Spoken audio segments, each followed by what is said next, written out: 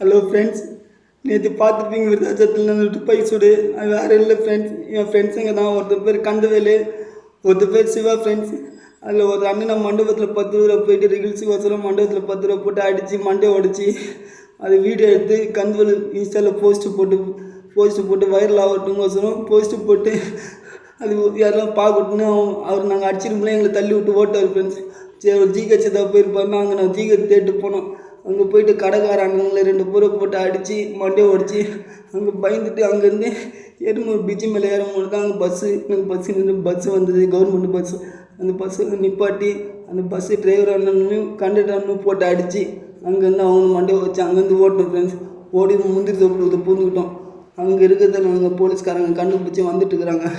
வந்து கந்தவில் என்ன பண்ணிட்டு 2 பேரை கத்தி எடுத்து வெட்டுனால சுட்டாங்க. அவனை சுட்டாங்க. நாங்கள் பயந்துட்டு என்ன பண்ணாங்க வந்து ஓட ஆரம்பித்தோம் ஃப்ரெண்ட்ஸ். ஓடும் போது சிவான்றவன் தடிக்கணும்ட்டான்.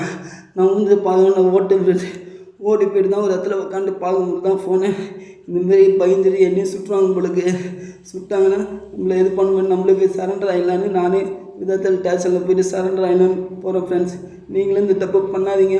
இன்ஸ்டாகிராமுக்கோசரம் வீடியோ போகிறதுக்கோசரம் இந்த தப்பு பண்ணாதீங்க. நான் பண்ணிட்டு தான் இப்போ போகிறேன் ஃப்ரெண்ட்ஸ். இந்த தப்பு யாரும் பண்ணாதீங்க. நான் பண்ணதுக்கு ஒரு மன்னிப்பு கேட்டுக்கிறேன். நான் அடிச்சிங்கன்னு மன்னிப்பு கேட்டுக்கிறேன். மன்னிச்சிருங்க ஃப்ரெண்ட்ஸ்.